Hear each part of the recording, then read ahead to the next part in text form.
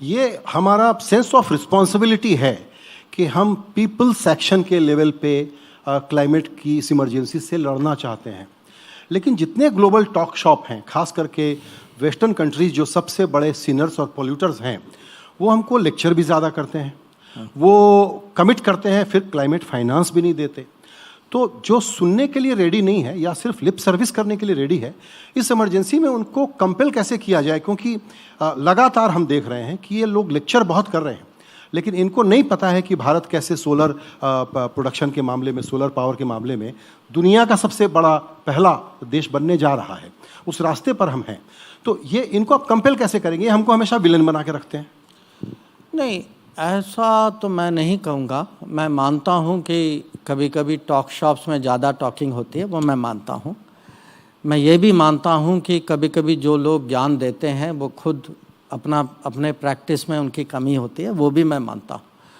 पर जब तक देखिए, मैं टॉकिंग के ख़िलाफ़ नहीं, क्योंकि हर चीज़ जो है टॉकिंग से ही, तर्क से ही, कन्विक्स से ही आगे बढ़ती। पर हमें क्या करना चाहिए कि अपने एक्शन से, अपने एग्जाम्पल से, जब भारत जो है रिन्यूएबल्स को बढ़ाता है, जब आप एलईडी बल्ब्स के थ्रू एनर्जी एफिशिएंसी आप डेमोन्स्ट्रेट करते हैं, कितना बड़ा परिवर्तन आ सकता है देश में। जब आप देखते हैं कि ग्रीन ट्रांसपोर्टेशन से, मास ट्रांसपोर्टेशन से, जब तो आज इलेक्ट्रिक मोबिलिटी की यहाँ सीरियसली बात हो रही है, तो एक तो हमें करके भी दिखाना है। तो हमें जहाँ जो डिबेटिंग फोरम है वहाँ हमें ज़रूर डिबेट करना है, हमें मैदान नहीं छोड़ना उसमें।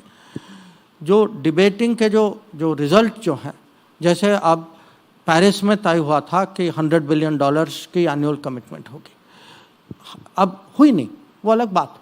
पर हमें ये बार बार दोहराना है, लोगों को माने शर्मिंदा करना है इस कि ये आपका वायदा था, आपने नहीं किया। तो हम हैं, हम अकेले नहीं हैं, हमारे साथ 125 देश और हैं जो हम बॉयज़ ऑफ ग्लोबल साउथ कहते हैं। तो हम, क्योंकि हम एक डेवलपिंग कंट्री हैं, G20 के सदस्य हैं, हम एक किस्म से ये बॉयज़ ऑफ ग्लोबल साउथ हमारी जिम्मेदारी है। और ये खाली ये जिम्मेदारी हमने, we have not assigned it to ourselves, we have consulted 125 countries. No other G20 chair went through the exercise of asking 125 countries, so please sit down, tell us what is your worry, because you are not on the table. So उनके side से हम जो हैं मुद्दे क्या रखेंगे, this is today very very central, and particularly when it comes to climate, that because climate situations are getting worse. जो आप अपने देश में हम देख रहे हैं, पड़ोस में देख रहे हैं, दुनिया भर देख रहे हैं। हम लोग अभी ग्रीस में थे 2-3 दिन पहले। There are big wildfires of a kind which they have never seen. So and this is not a different department. हमें ये भी सोचना चाहिए, ये ग्लोबलाइज्ड दुनिया है। Today climate emergencies, climate disasters, they have because they are happening more regularly, because they are happening more strongly, they have become a major economic disruptor. That one of the problems of globalization, the way globalization is today, something is produced there, something else is produced there.